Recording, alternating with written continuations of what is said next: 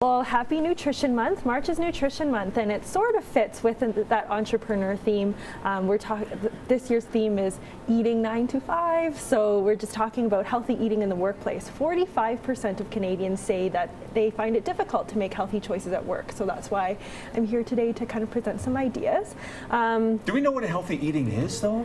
We get told tough. so many things. You have to eat 6 meals a day. You know, you have to.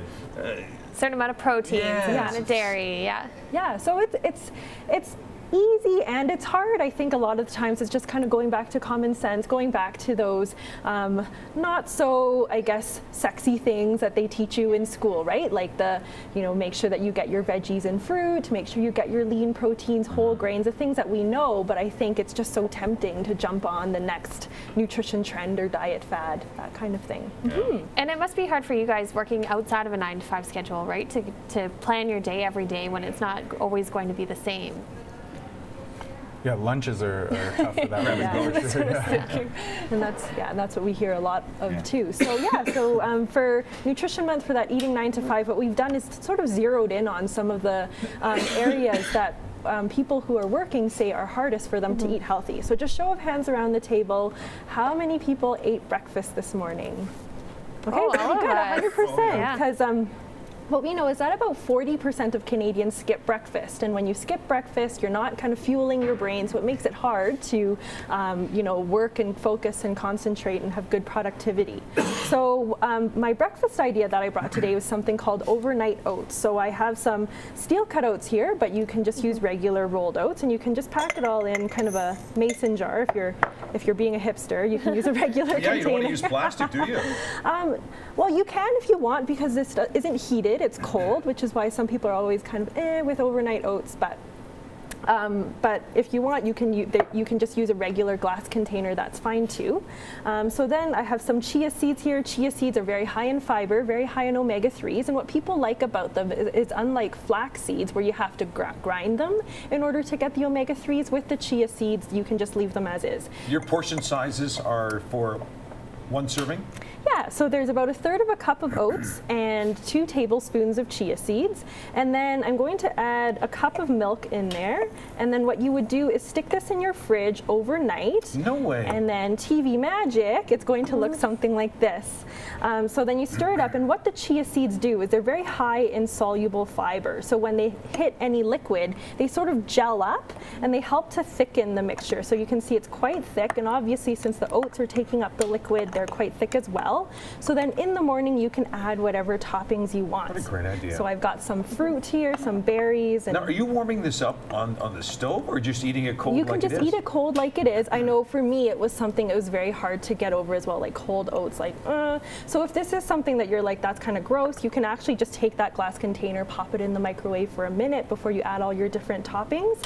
So I've got some berries here, and then I also have some hemp hearts here. So hemp hearts are nice because they're a great source of protein. So I think I have about 3 tablespoons in here, which is going to give you about 10 grams of protein. So the same or more than what's in a cup of milk. And then the little brown spots are actually cacao nibs. So it's just it's cacao nibs. So it's just raw chocolate without any sugar, just the cocoa solids.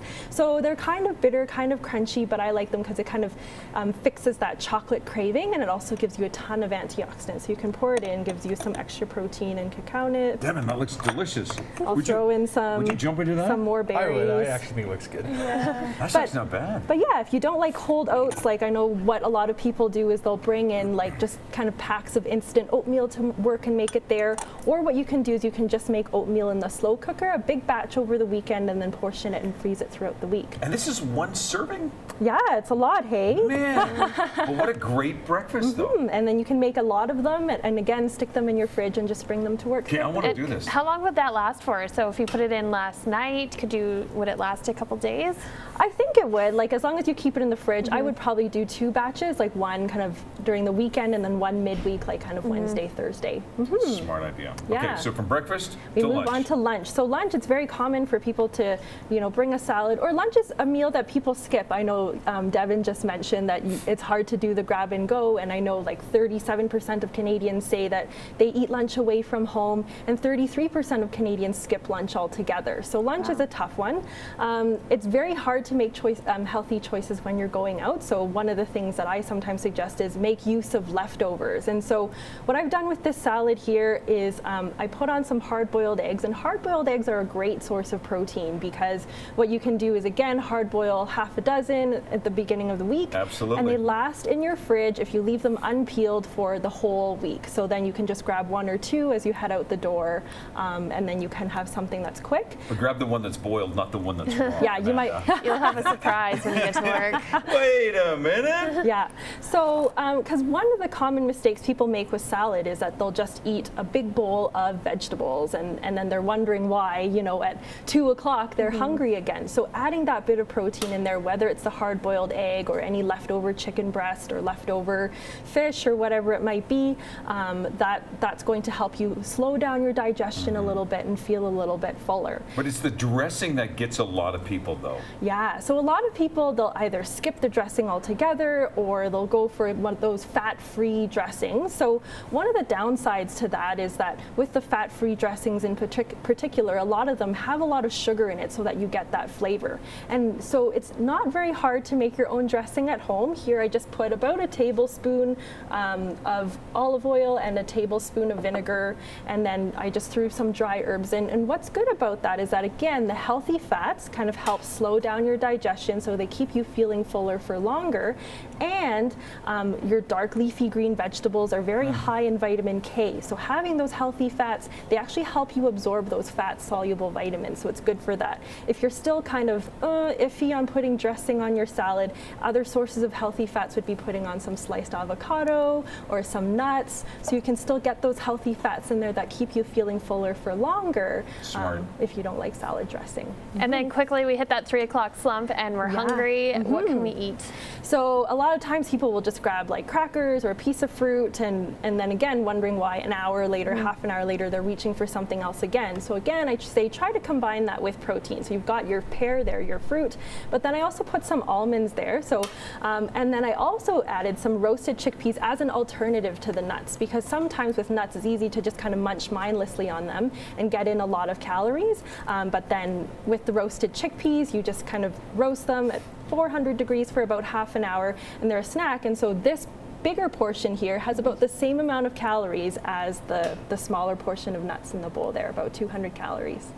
Wow, some interesting tips. The idea of 6 meals a day, we've heard a lot. Yes. So you've introduced to us 2 solid meals. Yes. So this third here would be kind of a snack. Yeah, and between then breakfast and lunch. Or between lunch and supper.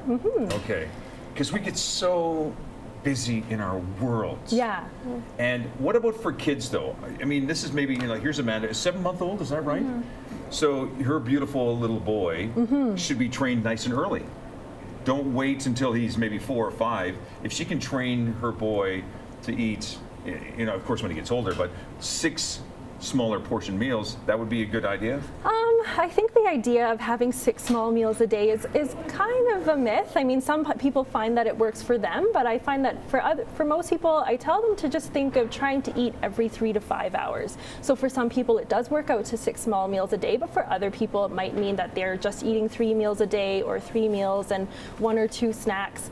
And the reasoning behind it is that because when you kind of go longer than that 5 hours, right? And most of the time, I find that gap happens between lunch and supper. You have lunch at noon, and then supper isn't until 6 or 7, and then you're coming home and you're starving. So I heard another dietitian call it "rip off the fridge door syndrome," right? Because you're coming and and when you have "rip off the fridge door syndrome," you're not craving salad or celery sticks. Like, you want something fast, you want something now. Yep. So having those snacks in between and trying to time your eating so it's every 3 to 5 hours, it helps to manage that hunger. And when you're not super hungry, it's easier to make healthier choices. Yeah, my go-to is a slice or a big chunk of cheese. Oh yeah, I do that too, or yogurt. Yeah. Vincci, great having you in this morning. Yeah, thanks Great for having me. We get to finish this later too, Kate.